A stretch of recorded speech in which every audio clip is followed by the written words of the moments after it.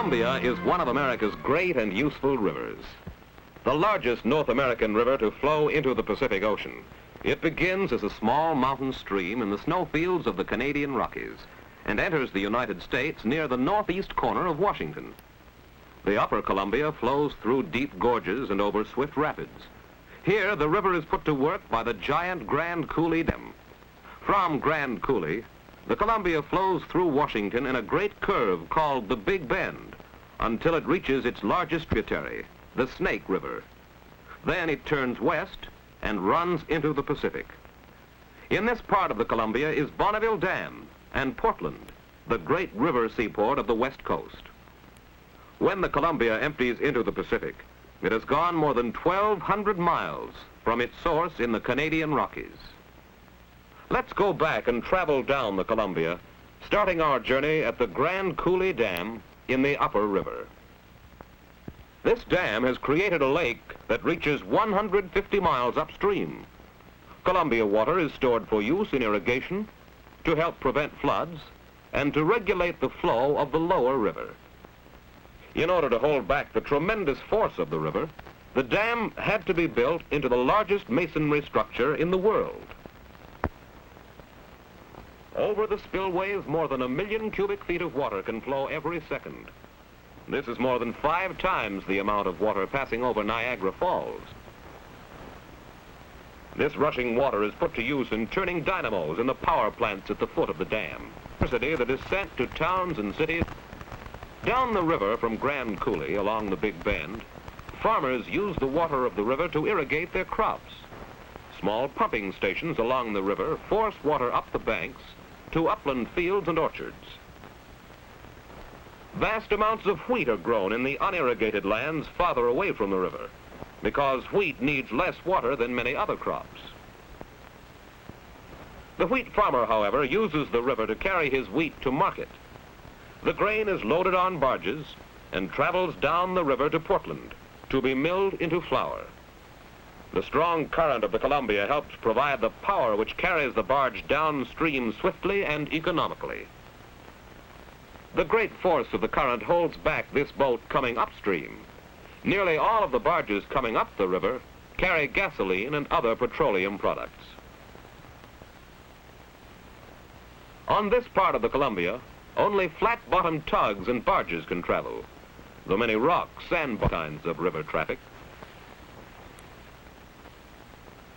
In some places, the river is so dangerous that even shallow draft boats cannot navigate. 10 miles of canals were built around the great rapids at Celilo Falls to take the river barges around the rough water. This tug and its barges are passing through the canals and locks.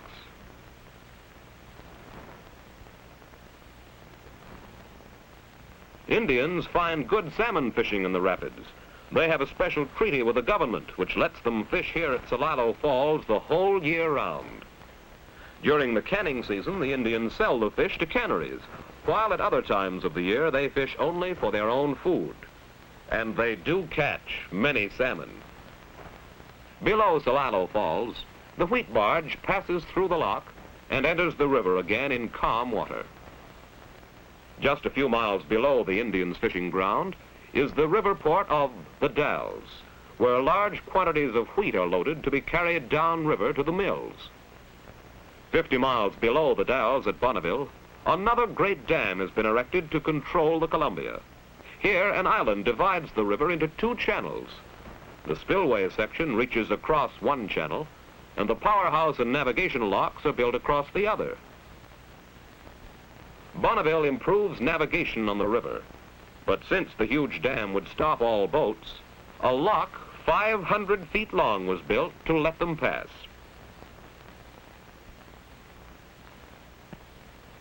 After a ship has entered the lock, the lower gates are closed, and the lock is filled with water. In about 20 minutes, the water level is raised 66 feet to the height of the river above the dam. Then the upper gates open, and the boat goes on up the river. These locks are large enough to let ocean vessels pass through to the river above.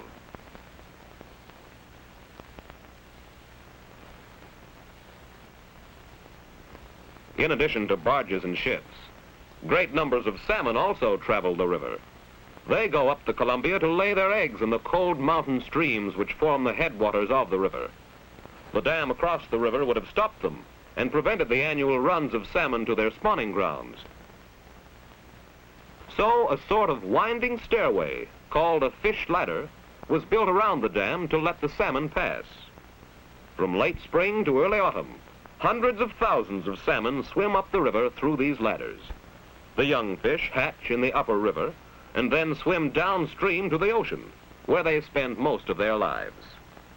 The salmon going upstream to lay their eggs are counted as they pass through the ladder. This fish is lifted out for inspection and then returned to the river so that it may continue its journey. Bonneville Dam is also used to generate electricity. The nearby cities of Portland and Vancouver use most of Bonneville's electric power. Between Bonneville and Portland, there are many beautiful views of the River Gorge. This is one of the scenic parts of the Columbia.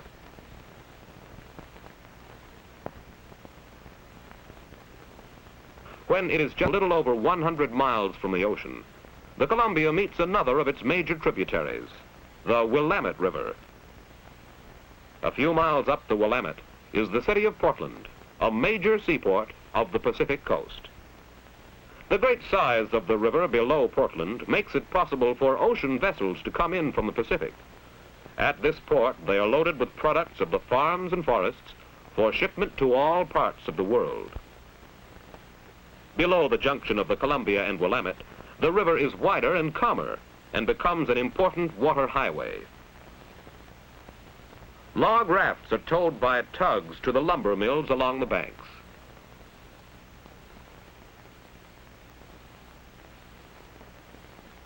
The logs are stored in ponds at the river's edge. From the ponds, they are hauled into the mills by conveyor lines to be sawed. The swift current of the upper Columbia carries much mud and silt, which falls to the bottom as the channel widens and the flow becomes gentle. Floating dredges are used to keep the river deep enough for ocean-going ships. The dredges pump mud from the river bottom along the ship channel and pipe it to the shallow water near the edge of the river. Near the mouth of the Columbia is the port of Astoria. This is the home of many fishing boats, which make their catches in the river and in the nearby ocean.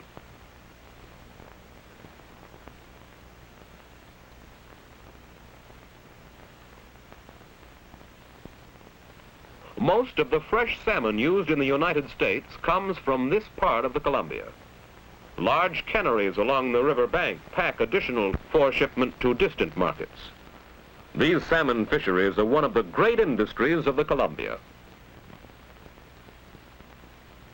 Here, near its mouth, the river is about 5 miles wide. To cross it, automobiles and passengers must travel by a ferry boat, since a bridge has not been built across the wide channel. Finally, a few miles west of Astoria, the Columbia empties into the Pacific Ocean, ending its long journey from the mountains of Canada.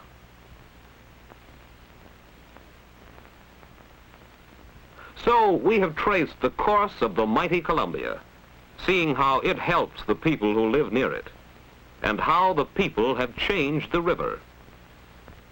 When it begins, the Columbia is a swift stream with great potential power.